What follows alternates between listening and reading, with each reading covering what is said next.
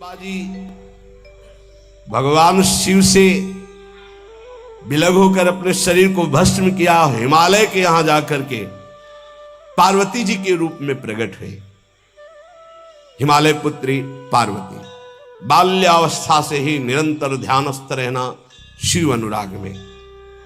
जब किशोर अवस्था हुई, किसी से कोई संभाषण नहीं करती थी माता जी, हर समय भगवान शिव के ध्यान में निमग्न रहना, कठोर तप करना शुरू कर दिया। जो बिल्व पत्र सूख कर गिर जाते थे, माता जी उसको अपने मुख में रख करके पा लेती। एक बिल्व पत्र, अपर्णा, शरीर सूखने लगा। माता जी का नाम अपर्णा। भारी तपस्या। भगवान शंकर को एकदम बोध हुआ कि सती का जन्म पार्वती के रूप में हिमालय के यहां हो चुका है और वो हमारे लिए कठिन तपस्या कर रही है। तो सप्त ऋषियों को बुलाया और उनसे कहा कि जाओ इनके प्रेम की परीक्षा लो। जानते हैं, सब कुछ जानते हुए भी ये होता है। जैसे लोग कहते हैं भगवान जानते हैं अपने भक्त को, तो परीक्षा क्यों लेते हैं? तो पढ़ाया तो टीचर ने है, तो सालाना परीक्षा तो होगी ही कि तुम क्या पढ़े हो। ऐसे ही तुम्हारे प्रेम की परीक्षा होगी। तुम हरि को चाहते हो या हरि की रची हुई माया को? हरि की हुई रची हुई माया में आकर्षित हो गए तो जीरो आ जाएगा।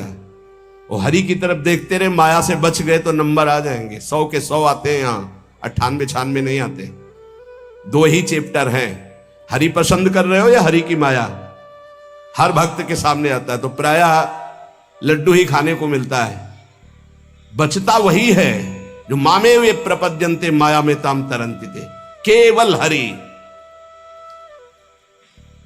पार्वती पहि जाई तुम प्रेम परीक्षा लेहु, गिरिहि पेरि पठयहु भवन दूरी करेहु संदेहु। हे सप्तऋषियों, जाओ, हमारी आज्ञा है। पार्वती की प्रेम की परीक्षा लो, यदि पास हो जाएं तो उनको तपस्या से निवृत्त करो। बोलो महादेव जी प्राप्त हो जाएंगे। जाओ भवन को चली जाओ, तपस्या की आवश्यकता नहीं। ऋषियों ने जाकर के पार्वती जी को देखा, मानो मूर्तिमान तपस्या विराजमान हो, अस्थिमात्र हुए रहे शरीर, सूखे पत्ते बिल्व के। मुनि बोले, हिमांचल नंदिनी, इतना कठोर क्या प्राप्त करना चाहती हो? किसकी आराधना कर रहे हो? तुम्हारा लक्ष्य क्या है? यदि हम सुनने के अधिकारी हों तो आप कृपा करके बता सकती हैं। पार्वती जी ने कहा, मन बड़ा सकुचाता है आपसे बताने में। आप लोग कहीं मेरी हंसी ना उड़ा दें जो मेरा लक्ष्य है। मैंने भी बहुत सिखाने की कोशिश की, लेकिन मेरा मन नहीं मान रहा, हठ पकड़ लिया है। क्योंकि मेरे गुरुदेव ने मुझे जो आकर के बचपन में बता दिया, मैं वही हृदय से स्वीकार कर ली। मनु हठ परा सुनई न सिखावा, चहत बारी पर भीति उठावा। नारद कहा सत्य सोई जाना, बिनु पंखन हम चाहि उड़ाना। मुनियो, वैसे आप भी हंस दोगे। ऐसा लगता है जैसे हम भारी प्रबल धारा में बालू का बांध बनाना चाहती हैं। कहां भगवान शिव और कहां मैं? मेरे गुरुदेव नारद ने बचपन में आकर के कहा, तुम्हारे पति देवाधिदेव महादेव होंगे। बस मैं तब से अपने पति की प्राप्ति की आराधना कर रही हूं। पता नहीं आप मेरी बात सुनकर हंसेंगे कि मानो बिना पंख के मैं आकाश को छूना चाहती हूं। ऋषि हंस पड़े और कहा, बात तो सही है। पर्वत से उत्पन्न हुई हो तो इसलिए तुम्हारी बुद्धि भी हमें लगता है जड़ ही है। नारद के उपदेश से आज तक किसी का घर बसा है?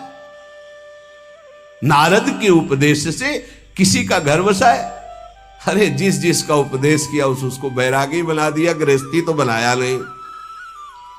नारद उपदेश सुनकर किसी का घर बसा हो, ऐसा तक प्रमाण नहीं है। देखो, दक्ष के पुत्रों को उपदेश किया, 10,000 को 1,000, लौट कर नहीं आए, सब बैरागी बन गए। चित्रकेतु को उपदेश किया, घर चौपट हो गया। प्रहलाद जी को उपदेश किया, पूरा हिरण्यकश्यप का नाश हो गया। नारद सिख जे सुनहि नर नारी, अवसि होई तजी भवनु भिखारी। हमारे गुरु नारद जी की जो सीख सुना बर्बाद हो गया, बाबा जी बन गया, भजनाय नंदी बन गया। वैसे हम बताएं, नारद जी हैं बड़े कपटी, ऊपर से साधु का चिन्ह है, अंदर से कपट। क्या कपट? उसके संसार का नाश कर देते हैं, भगवान से जोड़ देते हैं। मुझे नारद जी की बात कम समझ में आती है। ये उल्टा बोल रहे ऋषि परीक्षा के लिए, गुरु निष्ठा हटाने के लिए, समझ रहे हो? पार्वती जी ने कहा बचपन में मेरे गुरुदेव ने बता दिया, वही में नारद जी की बात। आज तक घर किसका? जो नर नारी नारद की बात सुने भवन त्याग करके भिखारी बन गया, प्रमाण है। उनके वचनों पर तुम विश्वास मान रही हो। महादेव जी को पति निर्गुण नीलाज कुबेश कपाली, अकुल अगेह दिगंबर ब्याली। नारद जी ने तुम्हें भगवान शिव को पति बिल्कुल निर्गुण समझो। निर्गुण को बता, दूसरा भी अर्थ होता है और एक अर्थ होता है कि कोई गुण नहीं, नीलाज, नंगे धड़ंगे घूमते कभी कभी, दिगंबर, कोई लज्जा नहीं, कुबेश, भाई सुंदर मुकुट लगाए हो, पोशाक पहने हो नहीं, चिता की भस्म लगाए, मुंडों की माला पहने, बहुत बाघंबर डाल लिया, ये कुबेश है। कपाली, मनुष्य के मुंडों की माला। अकुल, आज तक कोई पता नहीं लगा कि किस कुल के हैं महादेव जी, क्योंकि सब कुलों के मूल है, मूल का मूल वही है, उनके मूल कोई है नहीं। अगेह, एक दीवाल नहीं है, 60,000 योजन का एक बरगद का पेड़ है, उसी के नीचे रहते। 60,000 योजन, 1 योजन 4 कोस, 1 कोस 3 किलोमीटर। कितना बड़ा वटवृक्ष? कैलाश में एक वटवृक्ष जिसके नीचे रहते 60,000 योजन का। 6 ऋतुएं शोभा देती उसी वटवृक्ष के। और कोई घर तो है नहीं महादेव जी के। और आभूषण भूल मत करना, बड़े बड़े विषैले सांपों का आभूषण कोई सोना चांदी नहीं पहनते महादेव जी। हमें लगता है ऐसा दूल्हा के लिए ऐसा तप। नारद जी ने ठग लिया तुम्हें, पागल बना दिया तुम्हें। देवादिदेव महादेव के सुनो, इन्हीं ने शिक्षा दी थी सती को।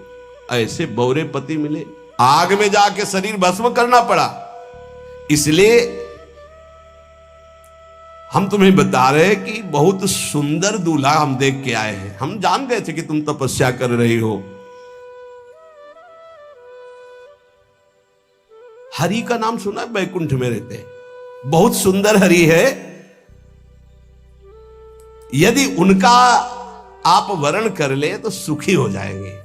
बैकुंठ राजधानी, अब आभूषण उनके क्या कहना, पार्षद सही।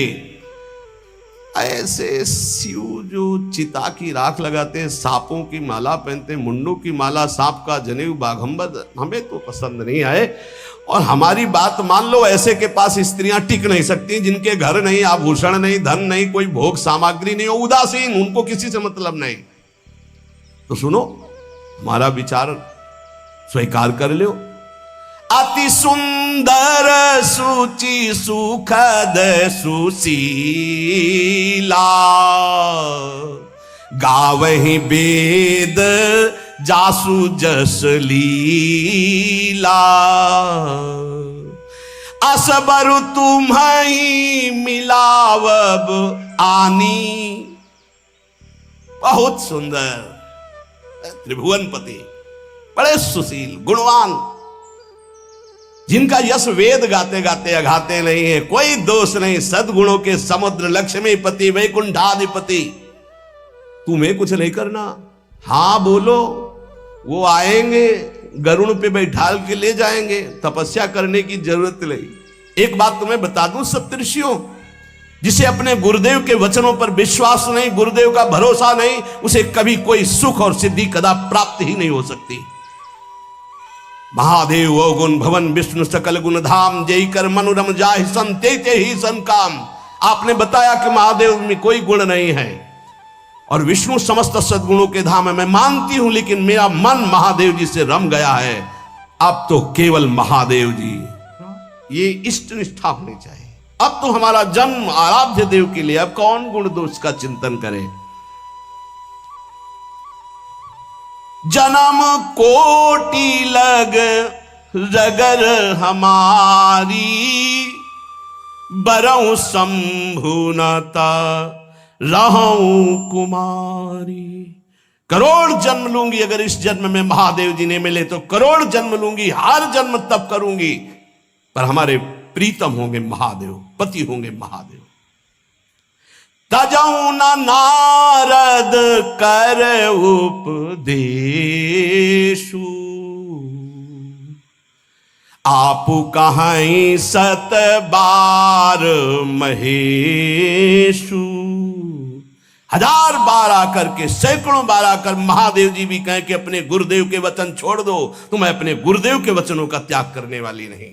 आप जा सकते हैं, बहुत जगत में कुंवारी कन्याएं और कुंवारे वर हैं, उनका ब्याह करा दीजिए। मेरी तो केवल एक ही बात रहेगी, हर जन्म महादेव जी के लिए। समस्त सप्तऋषियों ने साष्टांग दंडवत की और कहा, जगदम्बा आप नित्य शिव की अर्धांगिनी, भगवान शिव ने ही मुझे भेजा था आपकी परीक्षा के लिए। जाओ, भगवान शिव सब जान रहे हैं, ब्याह पक्का, अब आपको तप करने की जरूरत नहीं है। तुम माया भगवान शिव, सकल जगत पितुमात, नाई चरण सिर मुनि चले, पुनि पुनि हर्षत गात। प्रणाम करके सप्तऋषि गए, हिमांचल से कहा, सादर अपनी कन्या को लिवा लाओ और ब्याह की तैयारियां शुरू करो। महादेव जी ब्याह के लिए पहले से ही राजी हैं और समस्त देवता ब्रह्मा जी आदि उनके पास जा रहे हैं प्रार्थना करने के लिए। इधर जब पार्वती जी को लेकर हिमालय अपने घर पे आते हैं, तब भगवान विष्णु, समस्त देवता, ब्रह्मा जी कैलाश पहुंचे, जहां भगवान शिव विराजमान थे। सबने स्तवन किया और कहा, प्रभु बहुत दिन से एक लालसा है, सकल सुरन के हृदय शंकर परम उछाहु, निज नैनन देखा चाहे नाथ तुम्हार विवाह। भगवान विष्णु, ब्रह्मा जी, समस्त देवताओं ने कहा, प्रभु हम सबके मन में एक उत्साह है, आप दूल्हा हो, हम सब बराती हो, आपका विवाह देखना चाहते हैं। प्रभु ये उत्सव देख ले तो हमारा जीवन सार्थक हो गया, आप हां बोलो। कामदेव के मद को चूर करने वाले आपको दूल्हा रूप में देखना चाहते हैं हम सब। स्वामी का स्वभाव होता है सेवक को सुख देना। पार्वती जी ने अपार तप किया है आपके लिए, आप उनको अंगीकार कीजिए। भगवान विष्णु, ब्रह्मा जी की प्रार्थना सुन करके भगवान शिव जी ने कहा, तथास्तु, ठीक है ब्याह पक्का। ब्रह्मा जी ने लगन रची, सप्तऋषियों को बुलाया और कहा, ब्याह दोनों तरफ, ये लड़की पक्ष की लगन, ये वर पक्ष की लगन। ब्याह तय हो गया, दिन नक्षत्र घड़ी, नगाड़े बजने लगे, देवताओं के लिए सुमन वृष्टि हुई। ब्रह्मा जी ने सबको बुलाया, हिमालय ने सबको निमंत्रण दिया, बड़े बड़े पर्वत भेंट लेके आ रहे हैं, बड़े बड़े रसनिधि समुद्र भेंट लेकर के आ रहे हैं। वहां भोजन पान के लिए हिमालय के पास कोई कमी थोड़ी थी, रस की नदियां बह रही थी, विविध प्रकार के रस, विविध प्रकार के फल, विविध प्रकार के भोग वहां सब व्यवस्थित किए जा रहे हैं। ब्रह्मा जी ने कहा, देखो सबसे पहले नारायण की समाज रहेगी, दूल्हे की नहीं रहेगी, नहीं तो गाली ही पड़ेगी। हिमालय के यहां प्रवेश पाने के लिए बारातियों में सबसे पहले नारायण, फिर देवराज इंद्र का परिकर, वायु देवता, अग्नि देवता, सबसे पीछे दूल्हा की बारात। बात तय हो गई। ऐसे ऐसे सब लगे सवार